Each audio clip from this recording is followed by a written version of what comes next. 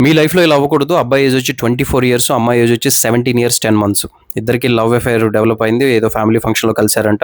17 years 10 months అంటే మైనర్‌గా ఉన్నప్పుడే అమ్మాయి జాబ్ చేయడానికని బయటకొచ్చి ఇతనితో లివ్ ఇన్‌లో ఉండడం స్టార్ట్ అయింది. ప్రెగ్నెంట్ కూడా అయింది మైనర్‌గా ఉన్నప్పుడే. అబ్బాయి మీద పాక్సో కేస్ అయింది. 10 ఇయర్స్ పాటు రిగరస్ ఇంప్రిజన్మెంట్ ఇచ్చారు. ఇప్పుడు మీరు అనొచ్చు అమ్మాయి నచ్చే వచ్చింది, ఇద్దరం కలిసే ఉన్నాం అది ఇది అని. పాక్సో కేసెస్‌లో అవేం చెల్లవు. హైకోర్టుకి వస్తే హైకోర్టు అప్పటికి రోమియో జూలియట్ క్లాజ్ అప్లై చేద్దామని చూస్తే ఏజ్ డిఫరెన్స్ 6 ఇయర్స్ ఉంది. 2-3 ఇయర్స్ అయితే ఫైన్ కానీ, బట్ 6 ఇయర్స్. సెకండ్, ఈవెన్ ఒకవేళ ఇద్దరు మ్యారేజ్ చేసుకొని హ్యాపీగా ఉంటారు అంటే ఆ అమ్మాయి ఈ గ్యాప్లో వేరే వాళ్ళని మ్యారేజ్ చేసేసుకుంది.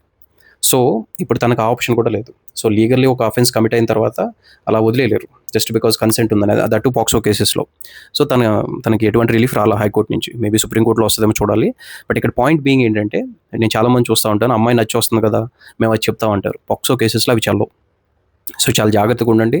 సోషల్ మీడియా ఇన్ఫ్లుయెన్స్ వల్ల థింగ్స్ అనేవి ఎప్పుడు ఒకేలా ఉండవు. Follow me for more.